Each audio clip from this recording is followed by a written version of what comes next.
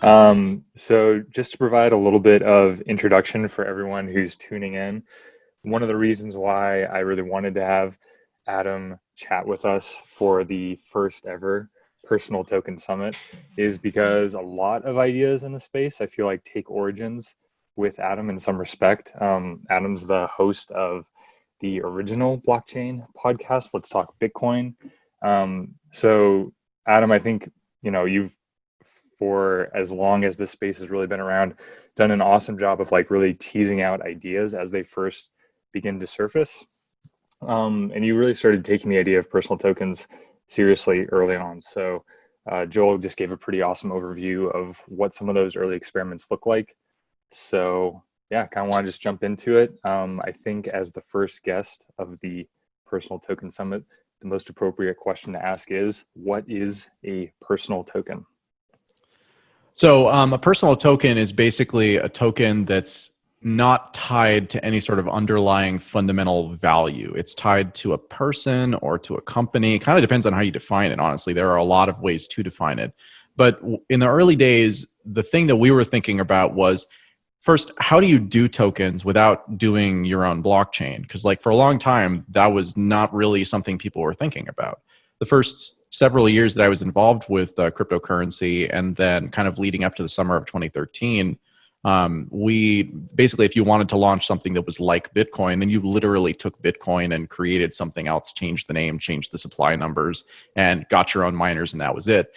And as we kind of came into the summer of 2013, JR, can't recall his last name, from Mastercoin, started kind of the Mastercoin project, kicking it off with what at the time was probably the first ICO as well, and fundraising in Bitcoin to give back Mastercoin tokens. And then they took that money and they used that to sort of develop out the first meta token protocol, which is basically a layer on top of a primary blockchain or a layer one blockchain. These days, we see these manifested on blockchains like Ethereum and others as ERC20 token standards and things like that. But that's built in kind of at the protocol level on Ethereum, the way that it uses smart contracts. Back in kind of the early days, we literally had to have different protocols that were built and then layered on top of kind of the layer one stuff like Bitcoin. So that was kind of the genesis of the thought behind, you could do a token that doesn't require you to have miners. And if you don't have miners, then you don't have to pay miners with the token in order to incentivize them to mine. And if you don't have to pay miners with the token to incentivize them to mine, then you can do something else with the token, right? And so the positive about that is that, well, now you've got this token that you can, do just about anything with, really whatever you can think of that people would find desirable and give value to. But on the other hand, that token isn't inherently useful in the way that something like Bitcoin is, where it can be used to pay for its own transaction fees. So there was this kind of obvious opportunity that, as I found success with the Let's Talk Bitcoin podcast launched in April of 2013, and then coming into kind of the end of the first year, I really did find myself at kind of the center of a lot of discussion and activity around this as pretty much the only platform where people who had these ideas could come and discuss them. And so that kind of put me in a position to act as almost a super connector for a minute or so.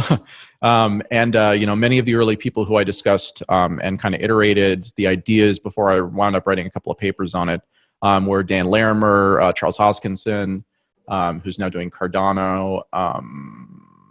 There were a number of other people, but I apologize to anyone I'm forgetting because names are escaping me. Yeah, there were a number of people. What kind of catalyzed the idea for me was joining together with a group called Humant at the time, which dissolved a year and a half later. One of the co-founders of Ethereum, who goes by Texture, he was involved with that. And another gentleman who doesn't like to be named anymore, but who goes by was involved with that too. And for my 28th birthday, I was gonna get away. I was gonna get away for a couple of days with my wife, and started. And it was about that time actually that the Ethereum paper was circulated as well. And I got a look at the Ethereum paper, and I started sending it around to these folks who had already formed Humant and said, "Hey, we should come up and talk about this because I'm looking for a group to help me execute on LTB coin." And LTB coin was the kind of personal token, if we're going to call it that, for the Let's Talk Bitcoin podcast and the Let's Talk Bitcoin network. And so I had been planning in the run up to this to, in like the October, through November, to launch my own blockchain that would have miners and kind of that traditional thing. And over the course of that month, I kind of had the epiphany that, oh, I don't have to do this. I can use one of these metacoin protocols. And it's really just an issue of how am I going to do that, because no tools exist at all, to even hold these things in a wallet, much less actually do anything useful with them. So that was kind of the genesis for me of personal tokens. We read the Ethereum white paper. The book that Camilo Russo just released a couple of days ago has the story of that meeting and of the kind of conversations that we had, because it follows the story of Texture. And apparently that was a pivotal moment for him as well.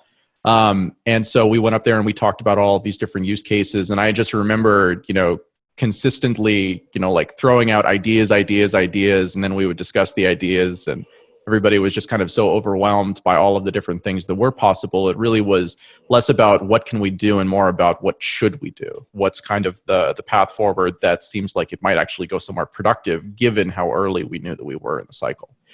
I'll stop there for your next question. Yeah, no, that's awesome.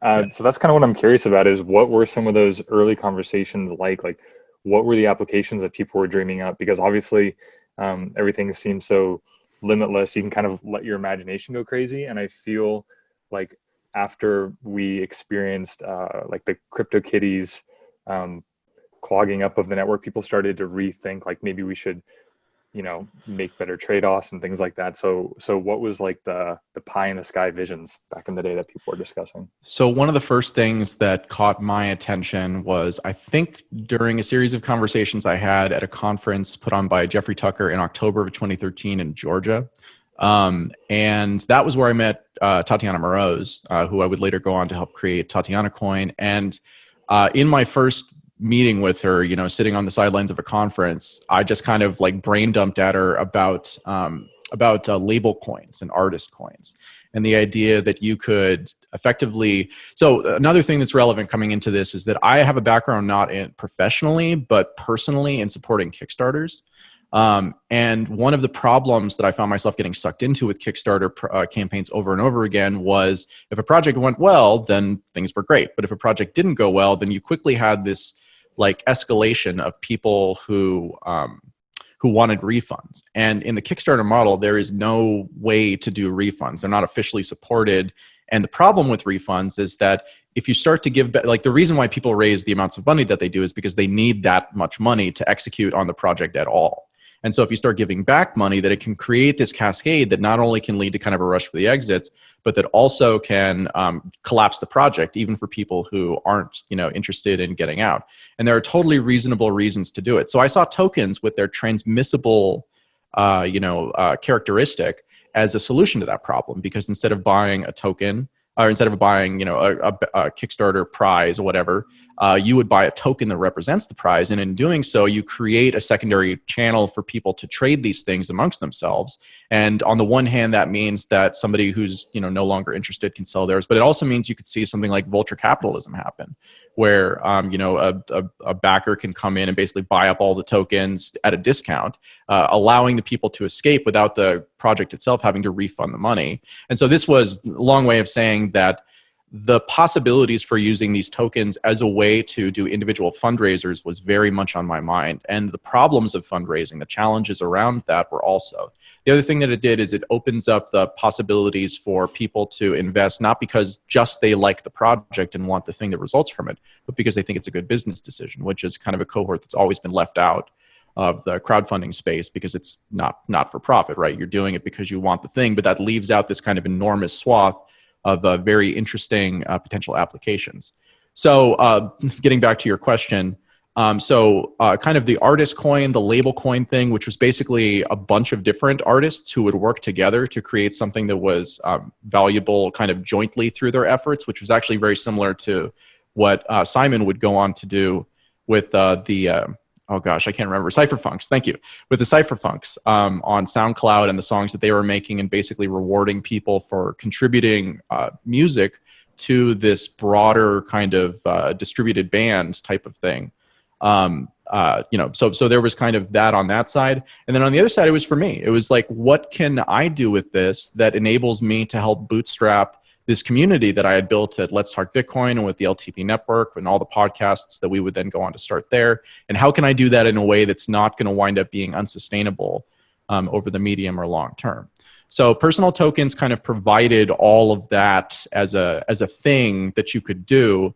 And again, like with cryptocurrency, the entire thing for me has been this enables stuff that is not possible without it. So it's not so much a challenge of figuring out what you want to do with it. It's more a challenge of looking back and saying, all right, what things did we want to do that we couldn't do because they were impossible? And what does this technology do to that?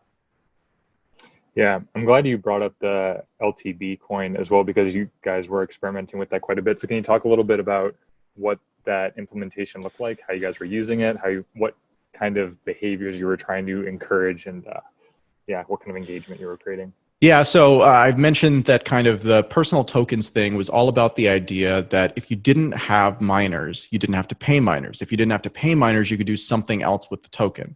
And this was a time when many of the altcoins that would launch really were not distinguished at all, except that a lot of times there would be kind of a large allocation that was taken by the creators up front, which was not perceived as fair. And so we really wanted to make sure that there was one set of rules that applied to everybody. And so what I did is I worked with a couple of different people. I want to mention Devin Weller here and Nick Rathman specifically, because they were very integral to the initial kind of deployment and building out the initial tools that would enable this. But basically what we did is we created several different scales by which we would measure participation. And we set up a distribution structure that said, all right, here's the distribution for the token over the next 5 years, mimicking what Bitcoin did, but on a much shorter scale. And just like laying that out there as a fact, right? And then we'd say, all right, 25% of the pool is going to go to the audience, depending on, with it, the specific allocation determined based on how they're performing, kind of what actions they're doing that we want to incentivize relative to everybody else. 25% would go to content creators who created content and went through the process to get it published. And then another 50%, I actually think it was 40%, went to content creators based on a rear-looking basis. So just for getting through our publishing system, you would get something, and that something would be distributed. So if there were 10 episodes or 10 posts that came out over the course of a week, then that pot would be distributed 10 different ways equally. But then 2 weeks later, we would look back at the performance of that particular group of postings, and we would weight them based on how well they had performed. And then we would do another round of rewards that would go back to that. And so on the content creator side, it was really all about that. It was about publishing and getting through our process, and then about performance. On the audience side, we were tracking things like comments that didn't get deleted, within a week, to give us a little bit of buffer to do some moderation against trolling or people who are just spamming. The first time that you looked at an article, we created a system called Magic Words that basically embedded into podcasts like a word that was said by the hosts during the sponsor spot, which would then enable a listener to go back within a certain period of time, I believe it was 3 or 4 days, to the website, log in and type in the word, and then they would qualify for more, essentially, LTB coin as a result of that. And so what we did is we made it competitive. We made it competitive within each of these groups to try and incentivize it. And we also, by setting this schedule up in advance and making it pretty transparent, we made it clear that, it doesn't make sense to combine, to put all of your effort into a single period, because effectively you wind up competing against yourself. If you're putting all of your work in there, it makes much more sense to do the same amount kind of every week. So that you can qualify for the largest kind of share possible by spreading yourself out. And hopefully you'll be participating the same amount in a week when other people are participating less, which means that you'll wind up getting more. So from a functional standpoint, that was what we were doing, and it worked, I think, quite well, actually. The biggest challenges that we ran into really were on the technology. We had to build tools to distribute tokens to tens of thousands of people on a weekly basis on the Bitcoin blockchain, which at the time was possible. Today, it would not be possible. It's incredibly expensive to do something like that. But at the time, we were looking at a couple of pennies per transaction, and it was very reasonable, actually, for a number of years. That was actually one of the reasons why we wound up winding up the project, was because by the time we got to 2016, that had changed pretty dramatically, and it became difficult to administer the project. Yeah. Now, what were the tokens good for the audience? So the tokens were envisioned as essentially the currency of the network. So they could be used to purchase on-site sponsorships. They could be used to purchase kind of display advertisements. They could be used to purchase stuff. This was the aspiration, but in reality, it was much different because no e-commerce tools existed that could support something like that. The first tool that we actually built after we did distribution was actually an auctioning tool. And the auction allowed you to list another kind of token, like a sponsor token or a, like one ad slot token. And then put an initial price in LTB coin, and then people would send transactions to it. And those transactions would then effectively, like an eBay, kind of act as an automatic bidder for you. And so we didn't even know the identity of any of these people. It was just based on your Bitcoin address. And it was this kind of, it worked. It worked. But one of the things that we learned really, really fast was that there's a difference between the people who think that this is really interesting and are going to jump through the hoops to participate versus people who actually have the kind of profile that can make something like this valuable and actually find use for it. So for a while, we had this program where we were basically using the people who would purchase this stuff, purchase these sponsorship tokens as agents. And one of the people who comes to mind is Brian Cohen, who was an early writer for me. And I don't think he's writing in the space anymore, but he participated a lot in that and actually got us kind of acted as a kind of independent sales agent. And the money that he made was the difference between the value of the LTB coin he paid for the spot versus the dollar price that he could actually charge for, to the kind of end user. And that worked, but it was clunky. And it led me down a path where I actually wound up creating an entire company built around building services for this exact type of use case, because we pretty quickly realized that although it was useful to us, this was something that would be broadly needed by everybody. Yeah. Do you think that, all right, how would you evaluate where the space is today? Are we closer to being able to implement some of these things that maybe you were very much ahead of the curve on? So I think that one of the biggest challenges with this stuff is kind of exemplified by the Coinye coin, which Joel mentioned up front, which is that the people who, and it's what I said before, the people who are interested in this and who want to participate are almost universally not the people who have the profile or the network or the kind of the fundamentals in order to make something like this work. I still think that we're stuck there. I think we're a lot closer now. And I think that as kind of we've seen some security tokens roll out, like the Spencer Dinwiddie token, and there have been a couple of other ones that have come out in the not so distant past. I think we're getting closer, but a lot of the problem around personal tokens has to do with kind of the regulations around fundraising, which is not at all a crypto problem. It's a very general problem, and it's not insurmountable. But like I've gone down the path of creating Reg D, exempted crowdfunding campaigns for myself personally, and we've helped other people do it too. And that's like the easiest way you can do something like this legally. And it's not easy at all. It's like a multi-month, hundreds of thousands of dollars of legal compliance process. And that's the cheap version. So like a lot of what was empowering about kind of the early fundraiser, Kickstarter derived stuff was that we were like, oh my God, this is such an easier way to raise money in a more distributed fashion that's more equitable for kind of everyone who's involved. And in practice, as the years would go on, I would really come to realize that, well, actually the problem with raising money has nothing to do with raising money. It has everything to do with the rules surrounding raising money and how challenging it is to comply with those. So I still think that's the biggest challenge we face right now. Yeah, for sure.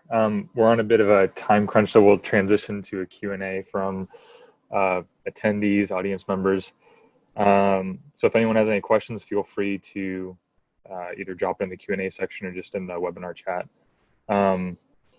So let's see, 2 questions that pop up right away. One is, I'll just simplify the question, why blockchain? And then I'll follow up with, can NFTs help with some of the legal issues? So let me answer why blockchain, and then what is crypto made possible that was impossible before, because those are related. Okay. So the big challenge with so many things on the internet is that ownership is a figment of our imagination.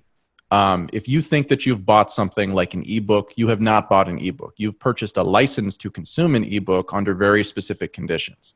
And so the lack of true ownership means that there is no resale. There is no secondary market for anything.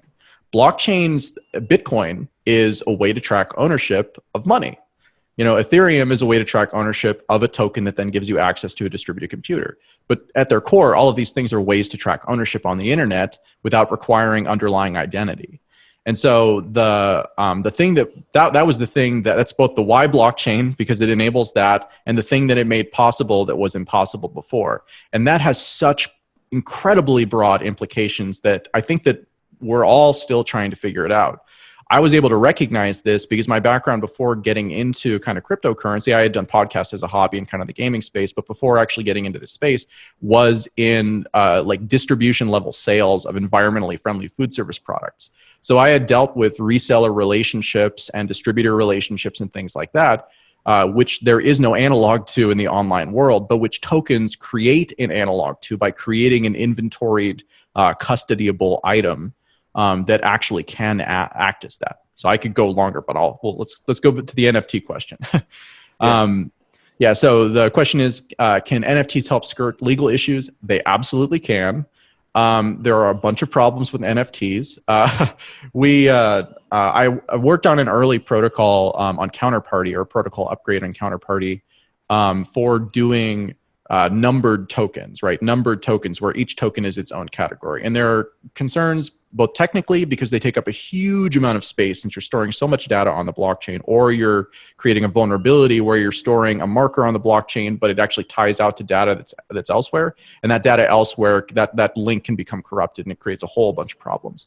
The other side of it though is that NFTs are really more collectibles than they are fungible. Like that's the whole point. They're non-fungible tokens. And you kind of want these things to be fungible under most circumstances. A type of a thing should be basically treated as other things. Otherwise, you can't have markets for them. You can't have anything for them. And to the degree that you like kind of jerry-rig NFTs to provide those things is the same as the same amount as you cripple the argument that NFTs are anything different, right?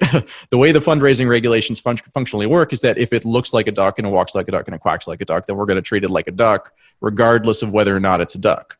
And that's the same thing with NFTs. So long as you use them as true collectibles, then yeah, no problem. But you also can't use them for fundraising in the same way that you're trying to use them to skirt around. Definitely.